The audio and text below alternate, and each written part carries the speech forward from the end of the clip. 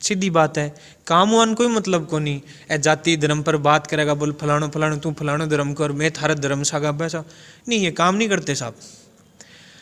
रही बात आम आदमी की, तो हम जाएंगे राजस्थान की 200 विधानसभा सीटें हैं, क्षेत्र हैं, उनमें जाएंगे हम, भी बताएंगे कि हम काम करेंगे भैया, दिल्ली से देखो हमारा काम, और हक की बात करेंगे हम, जाति धर्म की बात ही नहीं करेंगे, रोजगार की बात करेंगे। हमारा तो सीधा सीधा मकसद है शिक्षा, रोजगार, स्वास्थ्य, क्योंकि ये चीज़ें होंगी तभी देश आगे बढ़ेगा, अपना राजस्थान आगे बढ़ेगा। देखिए कितनी वो दुर्भाग्य की बात है, जो राज्यसभा के चुनाव होते हैं पीछे, उसमें राजस्थान से उन्होंने एक भी नहीं चुना। भाई राजस्थान है, राजस्थान का इतिहास बड़ा गौरवशाली रहा है, पूरे भारत ही नहीं अपितु समस्त दुनिया में राजस्थान का गौरवशाली इतिहास है।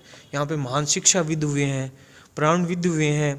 तो इन्होंने, राजस्थान के लोगों में सबसे बड़ी खास बात है कि राजस्थान के लोग संघर्ष करते हैं भैया, और हमारे पूर्वजों ने हमें यही सिखाया कि संघर्ष करना चाहिए।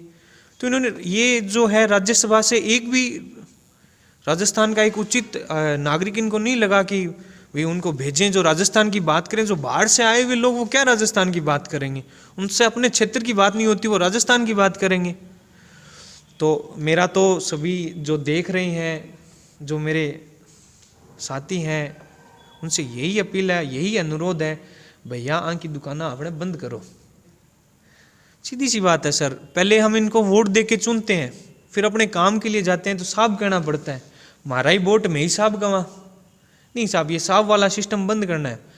सवाल पूछेंगे इनसे कि आपने 5 साल में हमें क्या दिया है और क्या किया है, भी सीधी सी बात है। हमें हमारे हक चाहिए, रोजगार चाहिए, अच्छी शिक्षा चाहिए, अच्छा स्वास्थ्य चाहिए। जो हमारे किसान साथी हैं, उनकी फसलें खराब हो जाती हैं, ये झूठे लुभावने वादे करते हैं चुनाव में आके, कर्ज माफ़ी कर देंगे। कभी किया क्या इन्होंने कर्ज माफ़ी? करते हैं तो नियमों में उलझा देते हैं। एक बड़ा व्यवसायी लोन लेता है तो उनकी ये समस्त कर्जा माफ़ी, उसको दिवालिया दिखा के कर्जा माफ़ी कर देते हैं। एक किसान 10,000 रुपये का लोन लेता है, 20,000 रुपये का लोन लेता है, उस पर उसकी ज़मीन की नीलामी कर देते हैं। ये इनको शर्म ही नहीं आती। किसानों से वोट ले रहे हैं और उन्हीं की ज़मीनें नीलाम कर रहे हैं, और जो चुनिंदा लोग हैं जिनको ये पैसे दे रहे हैं, हमारे पैसे दे रहे हैं भैया, हमारे देश के पैसे दे रहे हैं, और वो खा के या तो विदेश भाग जाते हैं या ये सरकारें उनके लोन माफ़ कर देती हैं कि भी दिवालिया हो गए। तो भैया किसानों की तरफ भी सोचो, वो अपनी देश की नींव है। दूसरी बात, जो जवानों का मुद्दा है, अपने बहुत से युवाओं जो तैयारी कर रहे थे आर्मी की, नेवी की, एयरफोर्स की, तो कोरोना की वजह से भर्तियां नहीं हो पाई, और इन सरकारों ने क्या किया, बच्चों को ओवरेज कर दिया। जो मतलब तन मन धन से देश की सेवा के लिए अपने सपने सजो रहे थे, उनकी सपनों की हत्या कर दी इन्होंने। तो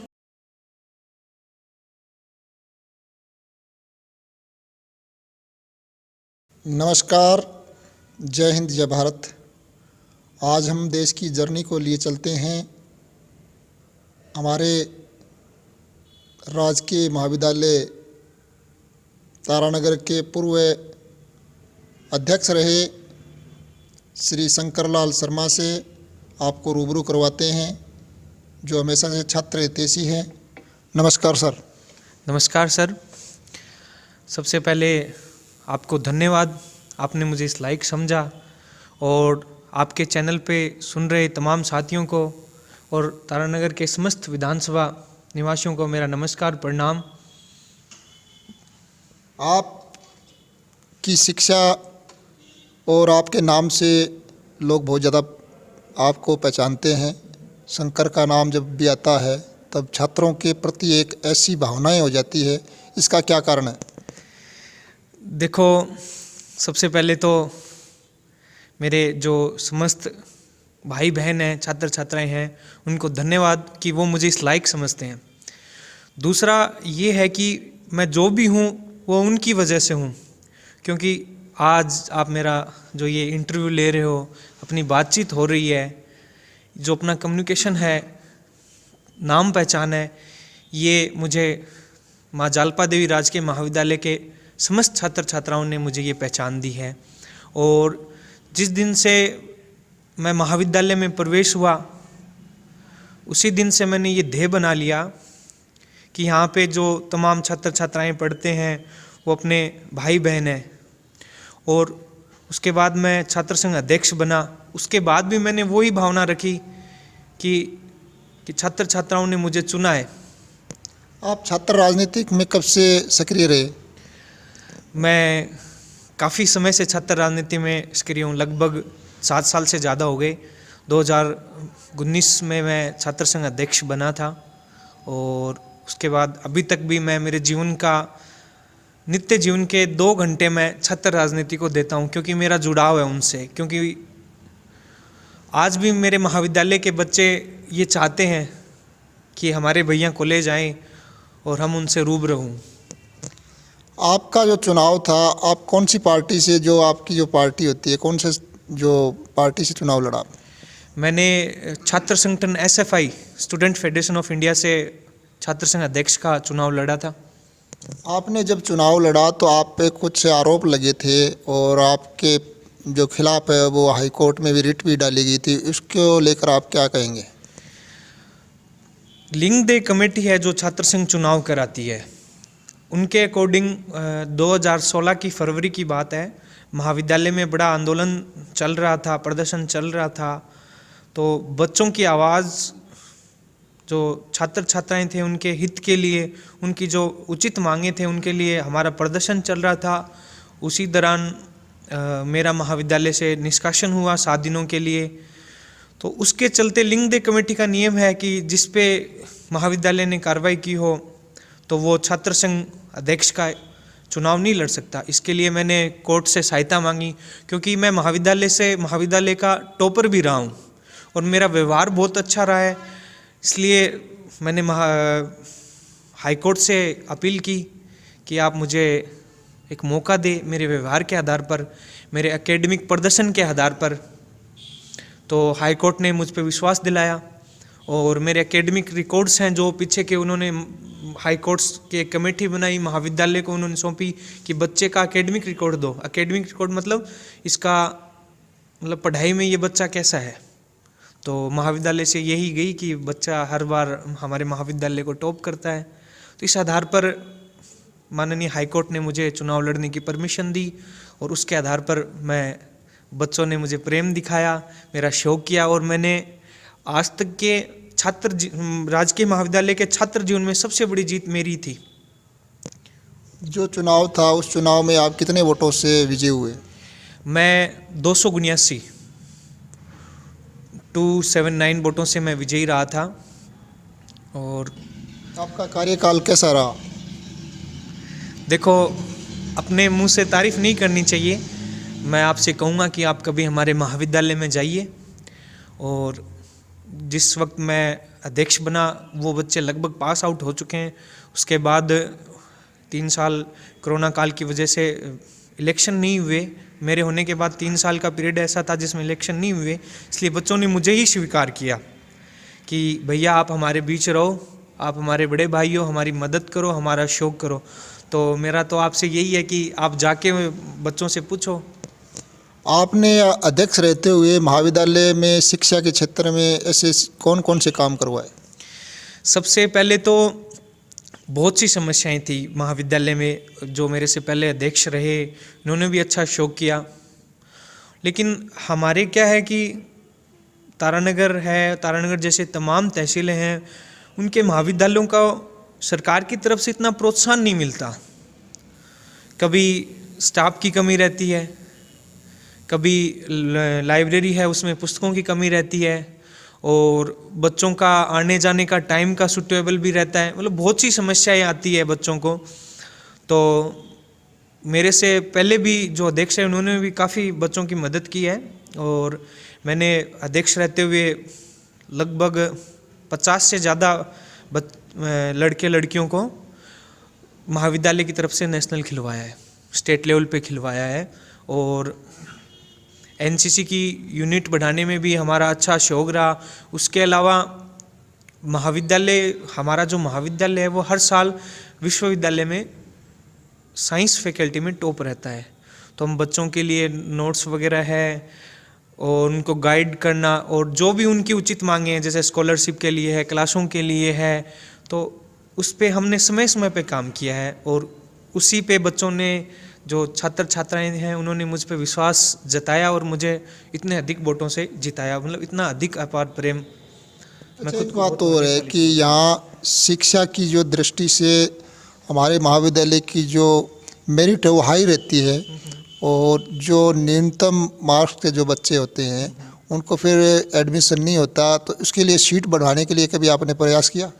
हाँ जी सर, समय समय पर हमने आंदोलन किए हैं, धरने किए हैं, प्रदर्शन किए हैं और सीटें बढ़वाई भी हैं।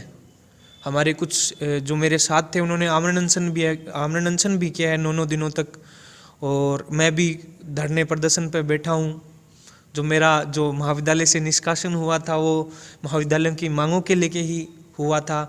और बाकी सरकार की तरफ से हमें इतना कॉर्पोरेट नहीं मिलता, क्योंकि शिक्षा के मामले में पता नहीं सरकारों का क्या रुख रहता है। जैसे यहाँ पे लगभग मान लो अबो 85 कट ऑफ रहती है साइंस की, 85 वालों का भी एडमिशन नहीं हो पाता। मैथ्स की तो 90 रहती है, और बहुत से बच्चे हैं जो मतलब अपना क्षेत्र है वो शिक्षा का है, अग्रणी क्षेत्र है, तो बहुत से बच्चे वंचित रह जाते हैं। इसलिए हम लिख के भी, महाविद्यालय प्रशासन भी हमारा सहयोग करता है, क्योंकि भाई उनका तो यही रहता है कि बच्चे आए हम पढ़ाएं, लेकिन सरकार की तरफ से हमें कॉर्पोरेट नहीं मिलता। ये क्या कारण है? इसका कारण, मेन कारण क्या है इसमें? देखो, पता नहीं उनके क्या वो व्यू हैं, वो क्या वो सोचते हैं, लेकिन मेरा तो यही व्यू है कि सरकारें यही सोचती हैं शायद कि बच्चे पढ़ेंगे तो हमसे सवाल पूछेंगे, और हमसे सवाल पूछने लगे तो रोज़गार भी मांगेंगे, काम भी मांगेंगे, विकास भी मांगेंगे, स्कूलें मांगेंगे, महाविद्यालय मांगेंगे। सबसे बड़ी समस्या, आप जो प्रोफेसर होते हैं उनकी भी समस्या होती है, समय पे आते नहीं हैं, कुछ कमियां हैं, उसको लेकर आप क्या कहेंगे? सरकार से क्या मांग करते हैं? नहीं देखो सर, इसमें मेरा थोड़ा आपसे मत सहमत नहीं है, क्योंकि हमारे महाविद्यालय में ये मान लो कि जो हमारे प्रोफेसर हैं वो एज ए हमें घर की तरह ट्रीट करते हैं। सुबह वो टाइम टू टाइम आते हैं और क्लासें, अगर हमारे महाविद्यालय में आप जाके देखोगे एक बच्चा भी अगर है क्लासरूम में तो उसकी कक्षाएं होगी। बाकी स्टाफ की कमी तो रहती है, अभी नई वैकेंसी हुई थी उससे आ रहे हैं धीरे धीरे स्टाफ, और पीछे सरकार ने विद्या संबल योजना भी चलाई, उस बेस पे भी जो रिक्त पद थे उनकी पूर्ति हुई। और कुल मिला के महाविद्यालय का एकेडमिक अच्छा चल रहा है, लेकिन सरकार से भी हमारा अनुरोध है कि वो भी बच्चों के भविष्य की तरफ देखे। उत्तम हो सकता है, क्योंकि लैबों की कंडीशन है, क्योंकि बीएससी में है, फिजिक्स है, केमिस्ट्री है, बॉटनी है, जूलॉजी है, प्रैक्टिकल सब्जेक्ट्स हैं, आर्ट्स में भी ज्योग्राफी है, प्रैक्टिकल सब्जेक्ट्स हैं। तो बच्चों को सही तरीके से जो लेबोरेटरी का सामान है वो उपलब्ध करवाएं, जिससे वो भी आगे बढ़े जीवन में। अभी बच्चों को क्या है कि बुक्स से पढ़ना ही पड़ता है, जैसे प्रैक्टिकल है वो बच्चों को अपने बेस पे ही स्टाफ वाले करते हैं बेचारे कोशिश अपने स्तर पे, लेकिन सरकार को बहुत ज़्यादा ध्यान देना होगा। क्योंकि महाविद्यालय में लाइब्रेरी में कुछ बुकों की कमियां चल रही है, उसको लेकर है। देखो, धीरे धीरे पूर्ति की जा रही है। अभी पीछे लाइब्रेरी में बहुत सी बुकें आई हैं, और हम बच्चों से पूछते भी हैं, स्टाफ भी पूछता है, और भी जो भाई छात्र राजनीति करते हैं वो भी पूछते हैं कि भाई आप अपनी समस्याएं बताएं, हम अवगत कराएंगे। बाकी लाइब्रेरी में भी बुकों की समस्याएं चल रही है, पूर्ति हो रही है।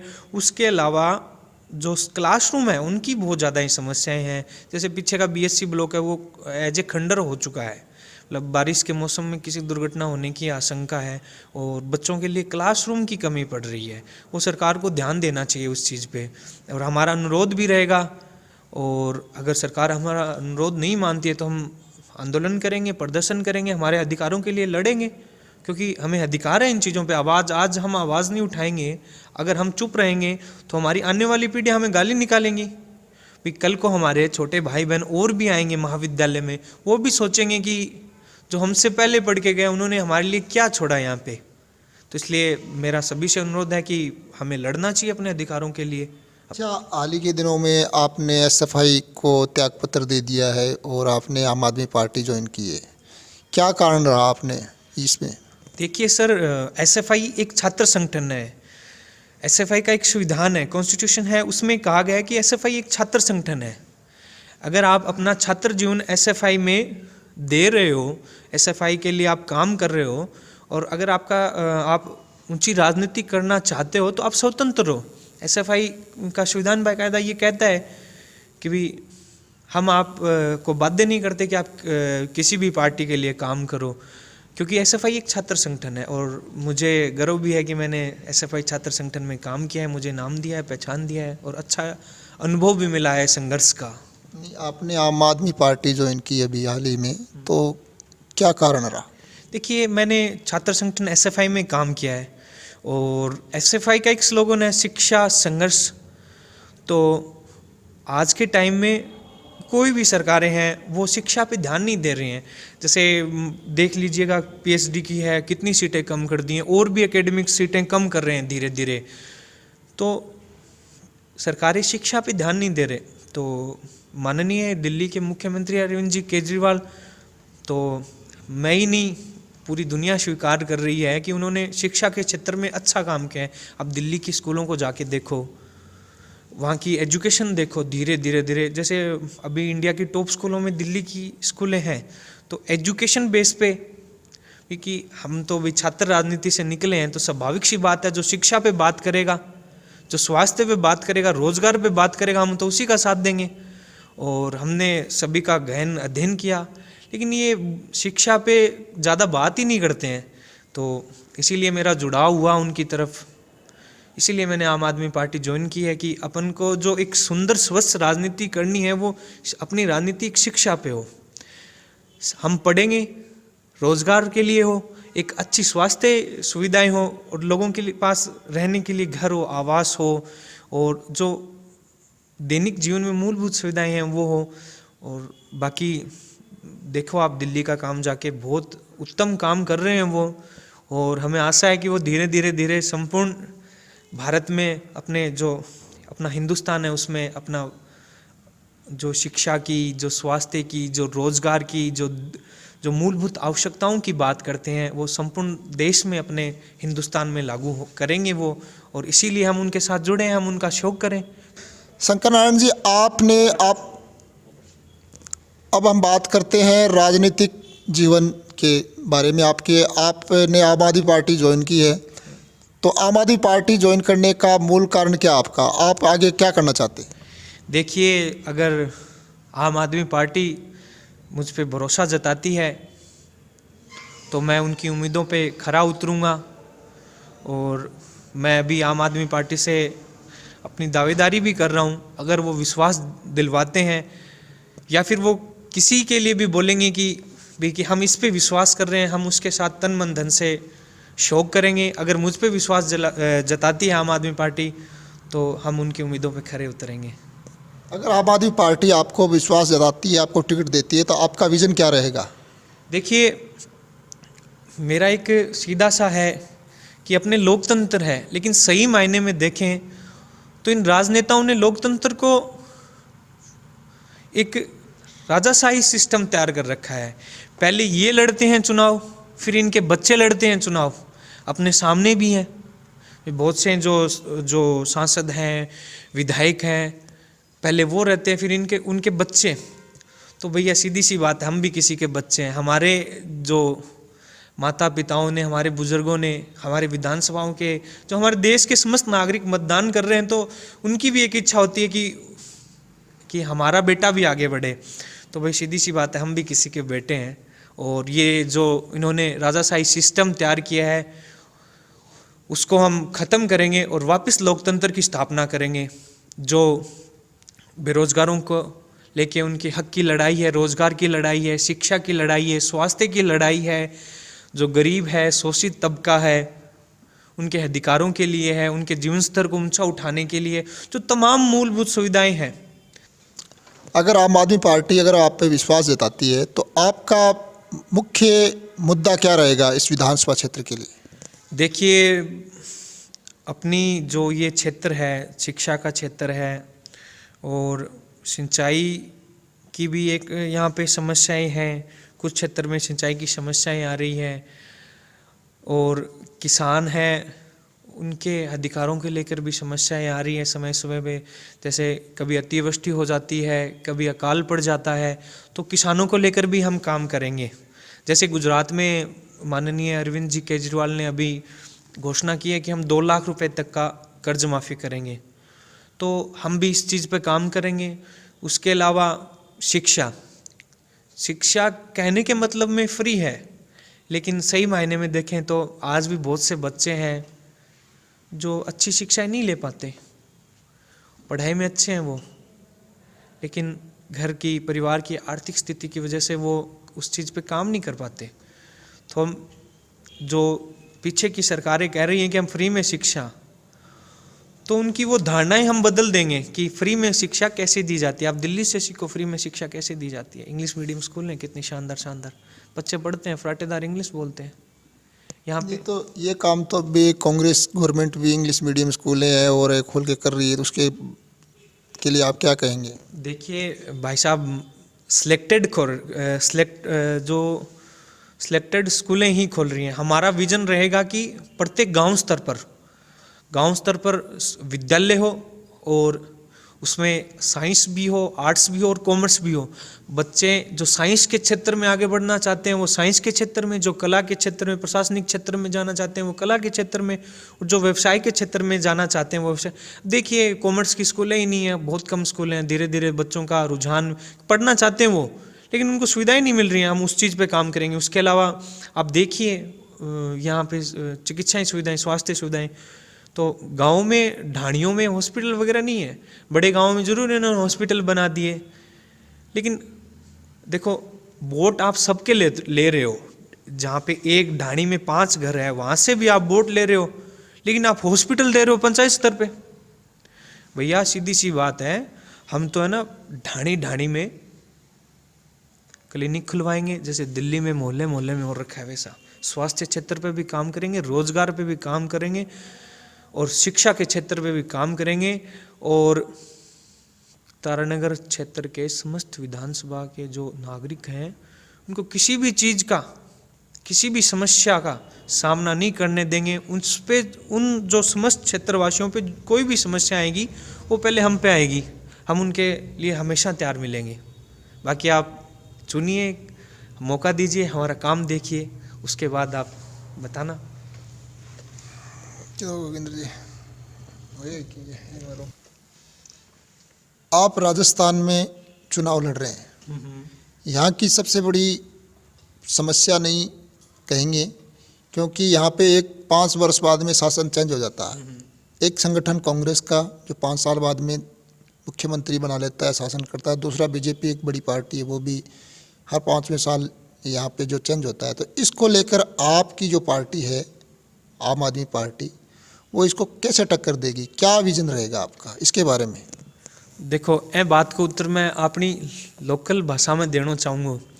कई कहावत सुनेड़ी है कि ए मौसी का बेटा भाई आप श्री का मैंने ए बतला रखे जिया पीछे राजनीतिक परिस्थितियाँ हुई तो बे 12 अंश होकर दे, ए 12 अंश होकर दे, बारी बांध रखी है। सीधी बात है, काम वान कोई मतलब को नहीं। ए जाति धर्म पर बात करेगा, बोल फलानो फलानो तू फलानो धर्म कर, मैं थारा धर्म सागा बैसा नहीं, ये काम नहीं करते साहब।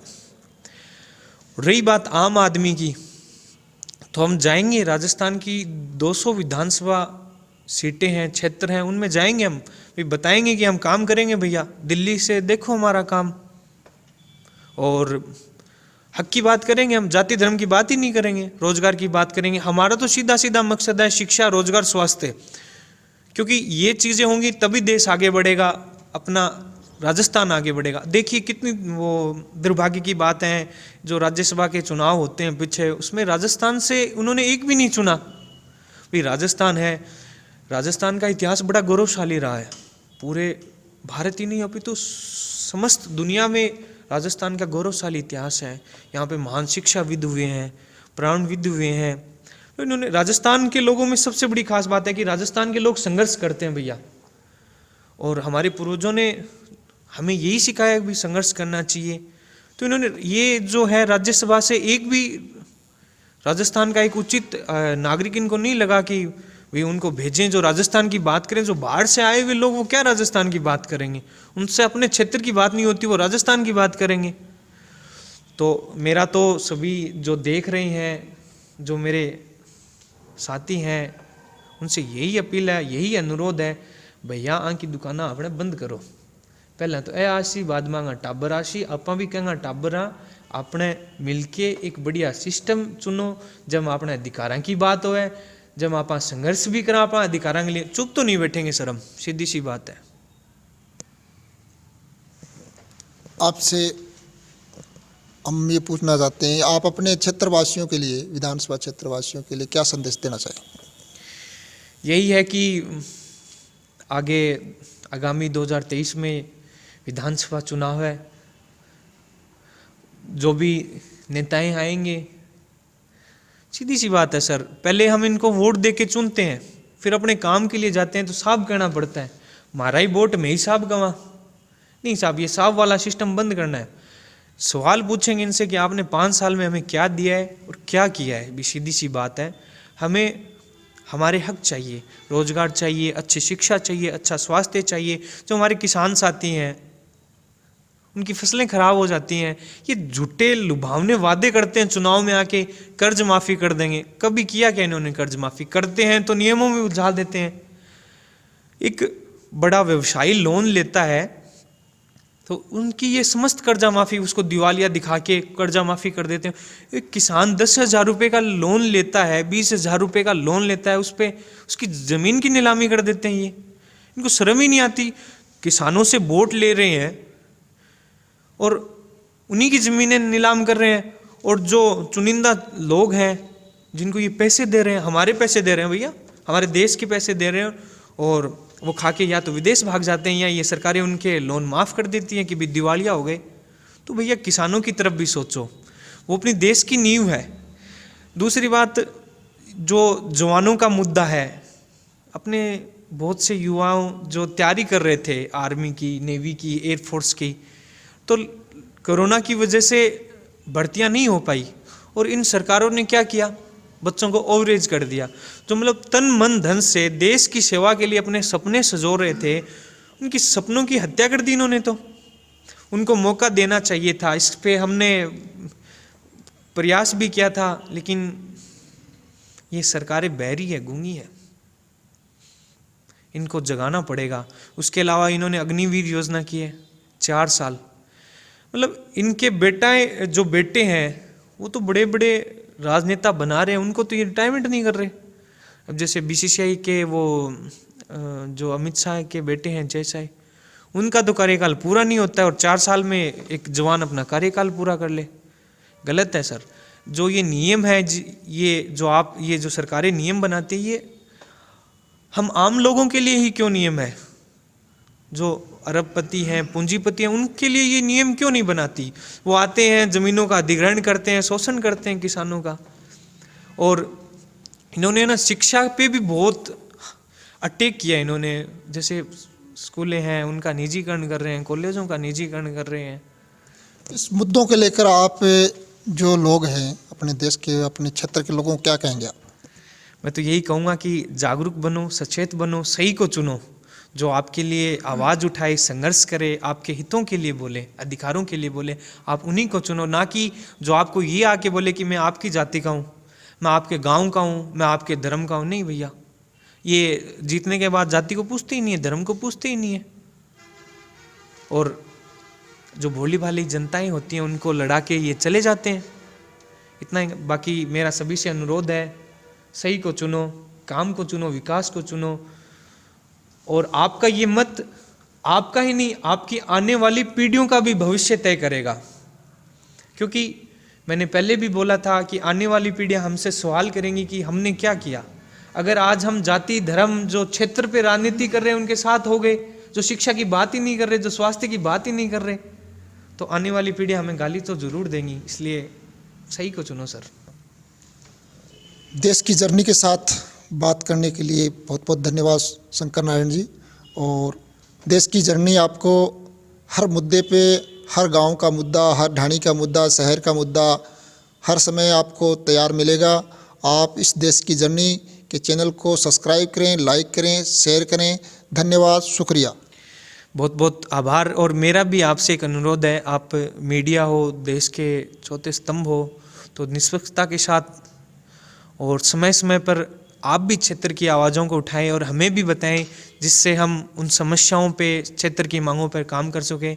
और आपने मुझे मौका दिया और आपको भी धन्यवाद। आप भी मुझे सुन रहे हो, कोई गलती हो गई हो तो माफ़ करना। आपका बेटा हूँ, आपका भाई हूँ, आपका साथी हूँ। बहुत बहुत आभार, बहुत बहुत धन्यवाद। Thank you.